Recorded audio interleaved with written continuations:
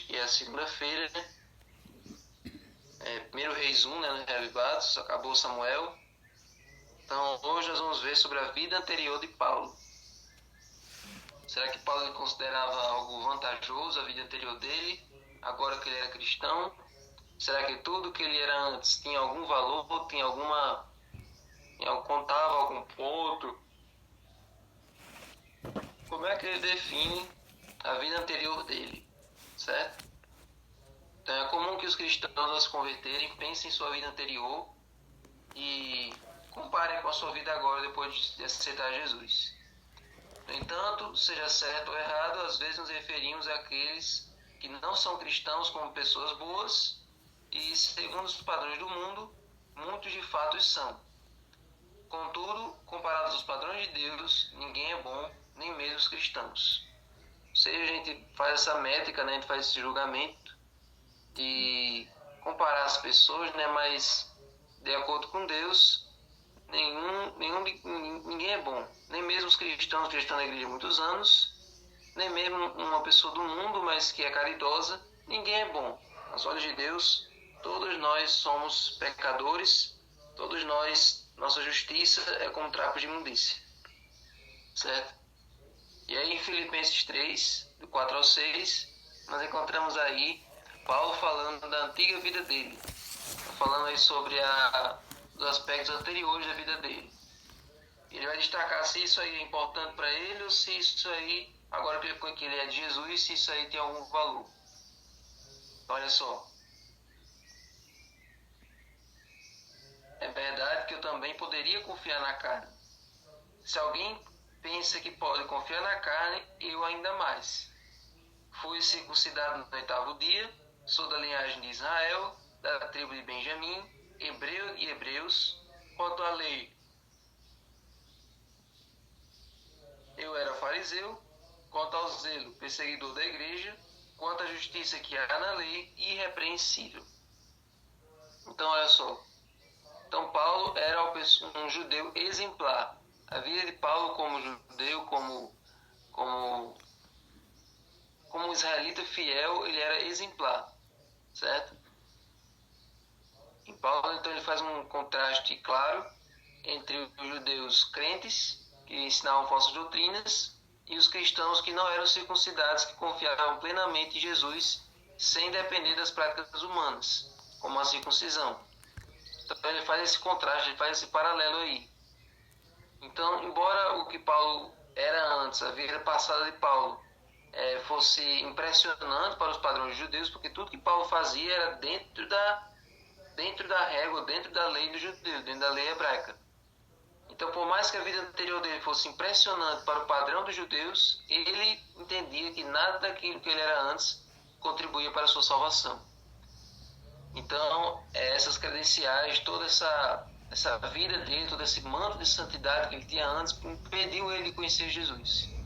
Tanto é que isso acabou fazendo com que ele se tornasse um perseguidor dos cristãos. Foi preciso Jesus aparecer pessoalmente para ele, cegar ele, para então ele voltar a ver. Então foi toda aquela crosta de santidade que ele foi adquirindo ao longo dos anos foi prejudicial para ele. Então, olha, Paulo não era apenas circuncidado, ele era do 8º dia, que indicava que como israelita e membro do povo da aliança, ele fazia parte também da tribo de Benjamim, certo? Que é uma tribo de uma das mais importantes de Israel, e tinha cidades de grande relevância no país, e ele falava hebraico fluentemente e outras línguas também. Paulo era poliglota, que facilitou ele pregar o evangelho em vários países, e ele também era aluno de Gamaliel, o velho, e ele era fariseu. O fariseu era o partido hebraico que era o mais conservador, digamos assim. E tinha vários partidos, tinha os fariseus, tinha os saduceus. Os saduceus, eles eram uma classe religiosa lá que misturava suas crenças com as de outros, com as filosofias gregas, né? Então não era tão, era uma classe mais progressista, certo? Tinha a classe dos herodianos, que defendiam Herodes, tinha a classe dos zelotes, que tentavam fazer uma revolução armada, e tinha os fariseus, que era essa classe religiosa mais rigorosa. Eles que ficavam cobrando as pessoas um padrão de santidade, um padrão de religiosidade muito elevado, que as pessoas não tinham como apresentar. Mas Paulo, ele era dessa classe aí, dos que se achavam santos porque faziam alguma coisa, dos que se achavam santos por causa daquele manto de perfeição que eles se cobriam. Eram os fariseus que se cobriam com os filactérios, que usavam aquelas roupas longas, que eles oravam nos cantos das praças para serem vistos pelos homens, certo? Eram eles que eles cobravam coisas excessivas para as órfãos, as viúvas, eles exploravam os pobres, enfim. Jesus chamou eles de sepulcros caiados. Por fora eram belos, mas por dentro eram cheios de ossos, de podridão, de secura. Então Paulo, ele fazia parte dessa classe aí. Então, gente, uma coisa que a gente percebe na vida cristã, uma coisa que a gente percebe no dia a dia, é que é muito mais fácil Deus alcançar uma pessoa que se acha pecador, que está lá no mundo, que se acha perdido, que se percebe, que percebe o quanto ela é pecaminosa, o quanto ela é fraca, do que uma pessoa que está na igreja há muitos anos, mas se acha forte, se acha espiritual, se acha incrível, que se acha assim um super cristão. É muito mais fácil alcançar a pessoa de fora do que essa pessoa que é convencida de si dentro da igreja.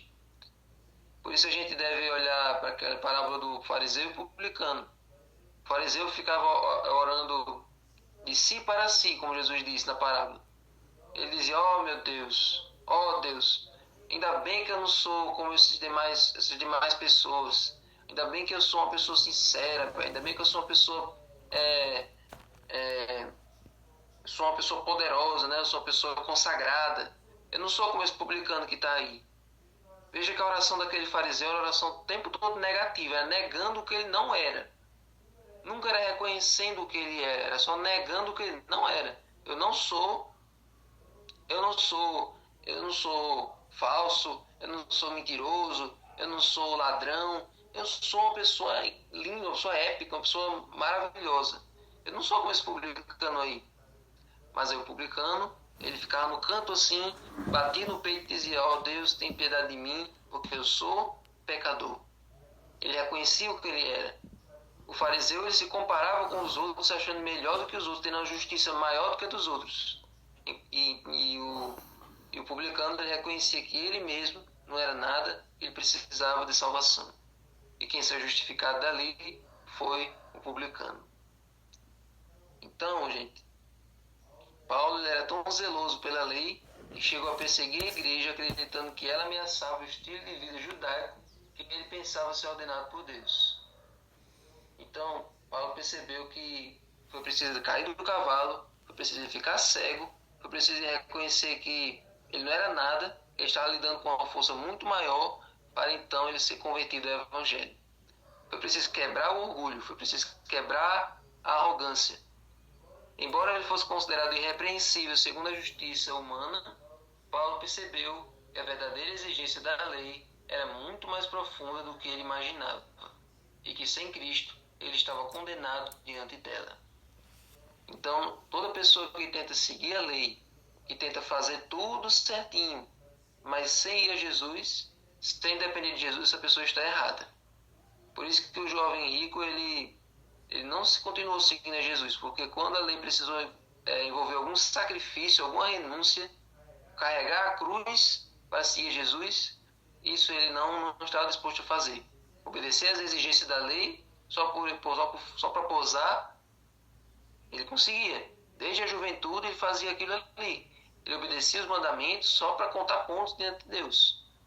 Mas quando aquilo envolveu ele se doar, quando aquilo envolveu um sacrifício, uma renúncia da parte dele, aí ele não estava disposto a fazer isso. Então, o mesmo que Jesus pediu ao jovem rico, ele pede para nós também. A religiosidade é diferente da religião. A religião aproxima a gente de Deus, coloca a gente numa posição de humildade, de resignação diante de Deus. Mas a religiosidade faz com que a gente se ache o próprio Deus. Que a gente se ache tão prepotente, como disseram aí, né? Tão perfeito a ponto de não precisar de Jesus. Você já escutou alguém dizer assim que eu sou tão bom, eu não faço mal a ninguém, eu sou uma pessoa tão boa, eu sou um cidadão de bem, eu nunca roubei ninguém, nunca menti, nunca fiz nada de errado. Basicamente essa pessoa está dizendo que ela é tão boa que não precisa de Jesus. Jesus para quê? Jesus é para os pecadores, sou salvo, não preciso de Jesus. Todos temos que entender que todos estamos na mesma condição. Tanto aqueles que estão fora, que não conhecem a mensagem, como aqueles que já conhecem, que estão na igreja. Ninguém é perfeito. Ninguém está no céu, ninguém já está no céu assim, tão perfeito que é, tão santo que é. Todos nós somos pecadores iguais. Todos precisamos de Jesus para que Jesus nos purifique. A obediência à lei é uma consequência disso. Da purificação que Jesus faz no nosso coração. É preciso ir a Jesus para que Ele nos limpe das nossas manchas, para que Ele nos santifique, para que Ele coloque o manto de justiça dele em cima de nós, para então a gente começar a praticar a lei da maneira certa. Porque a lei, o sentido da lei é o amor. É possível que alguém guarde os 10 mandamentos, mas sem o amor, que é a essência da lei. Então, guardar os mandamentos, fazer tudo aquilo ali sem amor, sem ir até Jesus, não adianta nada. Então, você possa refletir nisso. Você possa refletir como é que está sendo a sua caminhada cristã. Você tem sido legalista? Você tem feito as coisas porque tem que fazer por causa do protocolo? Você tem perdido a essência da vida cristã, a alegria da vida cristã? Ou você tem ido até Jesus todos os dias, se arrependido, se humilhado e pedido para que Ele restaure você, para que Ele faça você ser melhor do que você era antes? Então nós possamos aprender com a vida de Paulo, com a transformação que ele teve, e que essa transformação possa ser real e palpável em nossa vida. Amém? Amém. Oremos. Senhor Deus, muito obrigado por essa manhã, muito obrigado, Senhor, por essa história de conversão de Paulo, e que essa conversão, Senhor, essa mudança de caráter, essa mudança de atitude, o Senhor possa fazer em nós todos os dias. Amém. Nos ajuda, Senhor, a nenhum momento nos acharmos, nos orgulharmos, a gente se sentir perfeito porque nós obedecemos a Tua lei. Nos ajuda, Senhor, a reconhecer que todos estamos na miséria e precisamos de Ti. Nós não merecemos o céu, nós não merecemos a salvação. Salvação é um presente que o Senhor dá a todos nós sem a gente fazer nada por isso. Então fica conosco, nos ajuda a entender essa lição de hoje e abençoa o estudo do livro e a quem está entrando hoje, em nome de Jesus. Amém. Amém? Agora nós vamos para o